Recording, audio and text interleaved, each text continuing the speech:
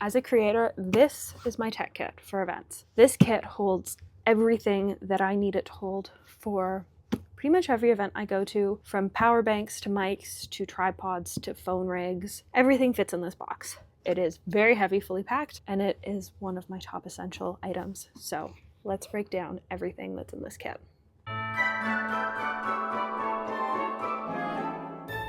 Here we go. So we're actually going to start with this side closest to me. And just so everything stays in its place, I'm going to unzip it like this and just flip it over. So in this first half, we have an absolutely massive portable charger. I believe this is 15,000 milliamp hours. It's absolutely massive. It's also a slow charger. This is what I actually prefer at events because while I want my phone to charge, I don't want it to overheat. And I find that if I'm using a fast charger, it'll often overheat if I've been filming a lot with it. So I prefer a slow charger at events. And then we have a secondary iPhone.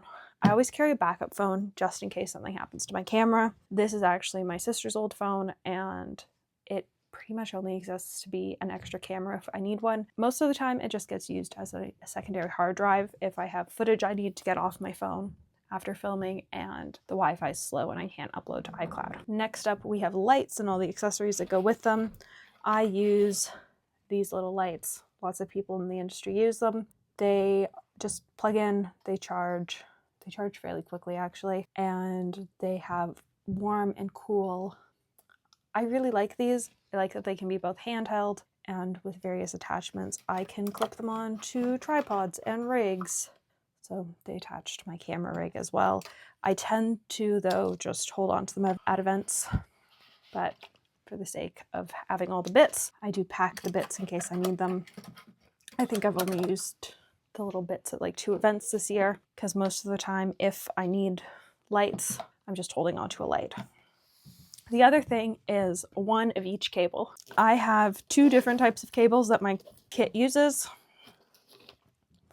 We have the old connectors, and then we have the new connectors. I carry one of each. If I were to lose a cable, I would be in trouble. But so far I haven't lost a cable at events, and most of the time I'm charging things in my room, so I'm not super worried about losing a cable. There is space over here to put cables and stuff in. For a while, I was keeping the camera clips over here. I found though that they fell out anytime this kit had to be opened up at security or anything. So for now, all the clips live in this little pocket. Then we come to this side. So the one thing that is missing from this side is the camera rig, because currently my phone is in it. I will insert a picture here of what it looks like with the camera rig in it.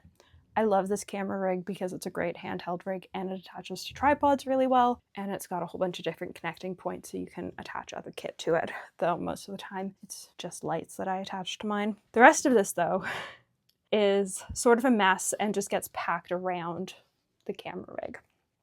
To start with, we have a very annoying but very practical little table clip-on tripod. I don't use this very often. I think I've only used it at a single event this year, but I'm always really happy when I need it, and it doesn't take up that much space, so it continues to get packed.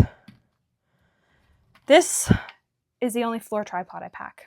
I stopped packing full-size tripods this year because I just don't use them. They take up space. This, on the other hand, is very small, very compact, and has a little camera button that can be detached from it. And so even if all I need is the button, it's got it, and if I need a full tripod, well, I have one. It does also have a light. I have charged it so that the light is charged, but I've never actually used the light for shooting. If I need to light something, I'll just use ring lights.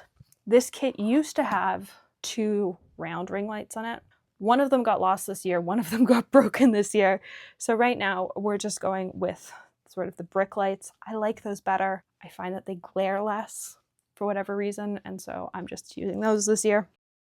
And then we get into mics. I have a lot of mics.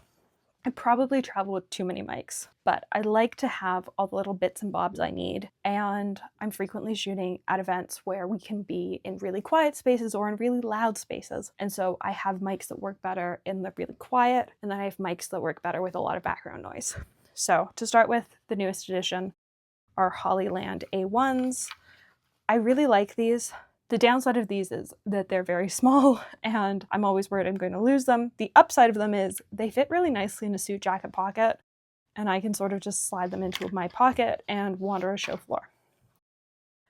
Then we have the other two sets of Hollyland mics I have.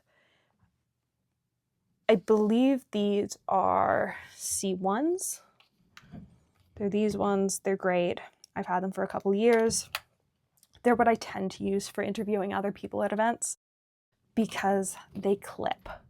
I wish Hollyland would bring back the clips because as somebody that interviews a whole bunch of people, telling somebody to put a magnet down their shirt is always an interesting experience.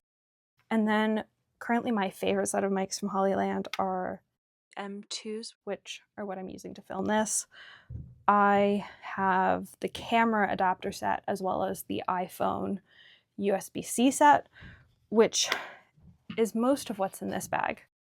This bag holds all the mic accessories, which we'll go through next. When it comes to mics, this is probably way overkill, but this is all the sound stuff I pack. I have a set of Hollyland C1s and their covers. I have a set of Hollyland M2s and all their accessories, including all the camera accessories, because they actually make camera cables that plug into phones and into laptops.